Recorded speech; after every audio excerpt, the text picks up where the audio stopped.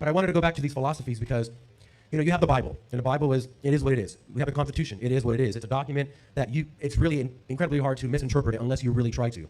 Well, we've had these philosophies now, and it's been sifting through decades of different people. And now what it's done is they've created something called intersectionality. And I don't know if you've heard this term before, but it essentially says that everyone is oppressed in some way. We just have to find out how you specifically are oppressed.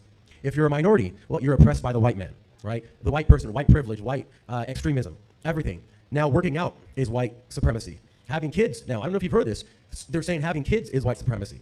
Everything that is from the Bible, a man and a woman, they want to confuse that too. Gender ideology, queer ideology. There are pedophiles. One of them, his name is John Money. You may want to look him up later on. He's the one that, him and a few other people invented this stuff that said, no, you can be a man or a woman on any day that you wake up. It doesn't matter. Well, that's anti the Bible, completely anti the Bible. But they're pushing it, and they're making it more and more complicated. Now we have something like 52 genders, and it's not going to stop because the goal is to confuse people into what a man and a woman is. There was a Supreme Court hearing not too long ago by our newest Supreme Court Justice, Ketanji Brown Jackson.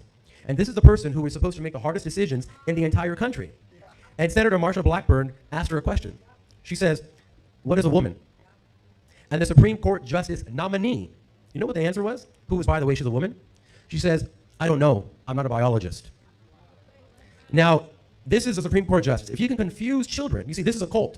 And the cult takes directions from the people at the top. If you can get children to not even understand the basic fundamentals of what a woman and a man is, which the Bible clearly states, then they're going to have a conflicting idea of is the Bible right or is it wrong? So the more you can confuse people as to what is reality, the more you can control them by saying this is the reality. And the culmination of all this is that they say you are whatever you want to be, right? You are the God in your own reality. They talk about something called lived experience. It doesn't matter what science says. They are throwing out science and saying, no, science is white supremacist. Science is heteronormativity, meaning just regular men and females dictate what you do. And they want, if they can confuse you to the point where you don't understand what reality is, then you're going to look to someone to tell you what that reality is.